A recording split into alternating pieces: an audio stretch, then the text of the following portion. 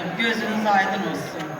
Allah'tan arzum budur ki yüksək universitetlərin birinin tələbəsi olsun, səsi yüksəklərdən gəlsin. Allah cəmi şəhidlərimizə rəhmət eləsin.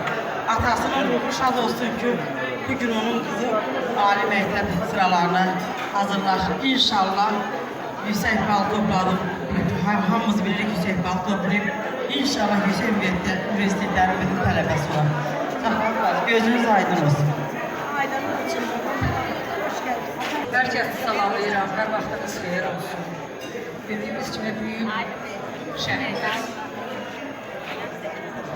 Ruslan oğlumuzu, evladını məzun olan gündür. Şəhanə xanımı səmimi qəlbdən təbrik edirəm. Səxavət ana, gözlərimiz aydın olsun. Mən Allah'tan arzu edirəm ki, şəhidlərimizin hər birinin yadigarının səsi həmişə ucalardan gəlsin. Atalarının getdiyi o müqəddəs yolu işığında onlar da müqəddəs addımlar atsınlar, zirvələrə çatsınlar. Hər kəsin gözü aydın olsun. Büyük təkcə sənin sevincimdir, hamımızın sevincidir.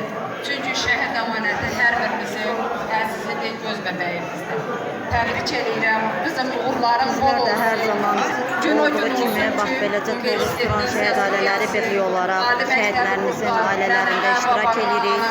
İstər şad günlərində, istər hansı gün olur olsun ki, onların yanındayıq. İnşallah ki, bu gündən sonra bütün qapılara həmişə şad günlər qismət olsun. Təbrik edirəm Dahi bacı. İnşallah daha böyük. Amin inşallah. Təbrik edirəm. İnşallah daha da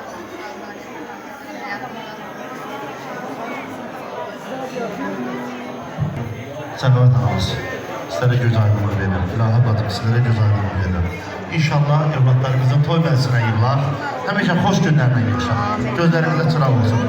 Gülnaz bacım söz demək istəyirsə buyurun. Mən həmişə arxa qadram. Həm Gülnaz xanımlardan, həm Ülfət qardaşlarından, bütün dostlarım adından təbrik edirəm. İnşallah hər birinizin evində, həyətində bax belə gözəl günlər olsun.